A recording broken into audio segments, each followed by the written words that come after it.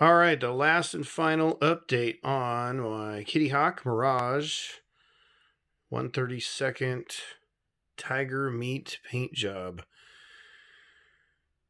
So I broke my phone a few weeks back, and I did shoot some footage of me updating what's the process.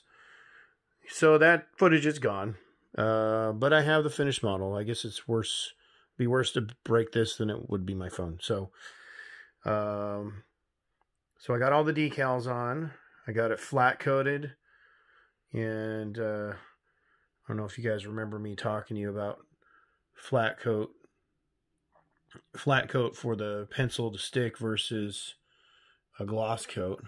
But basically, this is what I used, and I did do this demo in my other video before it died. But basically, just use your standard watercolor pencils. After doing the decals, flat coating it like a dead flat coat, I basically went through all of this with a black pencil, and you can see the detail that was put in there.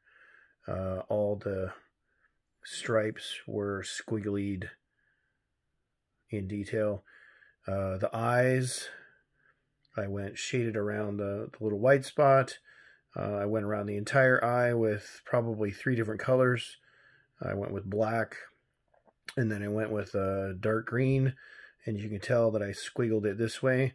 If you look at an eye, it has that pattern in it.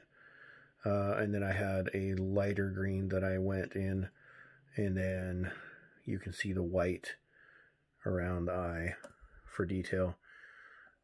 So yeah, a couple days. Didn't take too long. It wasn't horrible. But I did go around the decals and the painted parts. So carefully went around this kind of stuff.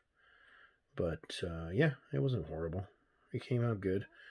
It actually gave me an opportunity to try and blend the color inside the intakes because it wasn't very even.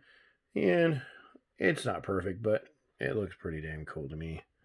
I'm happy with it. I'm done. I'm over it. So, and then after doing that, put that away. So after I had all my pencil touch-ups all over the entire plane, basically on this area, nothing was done here. I did do a few brush touches here and there where the paint mask wasn't perfect. I think last video I had painted these, and for some reason the mask material I used when the circle cutter cut them out, it cut them out crooked, so I ended up putting the decal on that, and they are much straighter. So use the decal for that. Decals, Kitty Hawk decals. I thought they were going to be better than Tamiya decals, but I was wrong. They sucked. So all the more reason for the extra clear coats that I put on. So I gloss coated it, decaled it, solvaceted it, or microsol. Thought I had all the air pockets out. Looked up here, you can see it close up. I have, silvering. Nothing I can do about it now. Flat coated again. Did my penciling. Did some airbrush shadowing around some darker areas. There was just some darker areas around the eyes. That was it. And then flat coated it again. And then what I usually do is, well, on this one, actually, no, I didn't do it. I've been going back and forth between so many different kits. I usually do stuff like this. I mean, to me, it sells it. It's like a 2000 grit sandpaper. On this one, I did it because I wanted to get rid of the edge of the decal, because those decals are thick.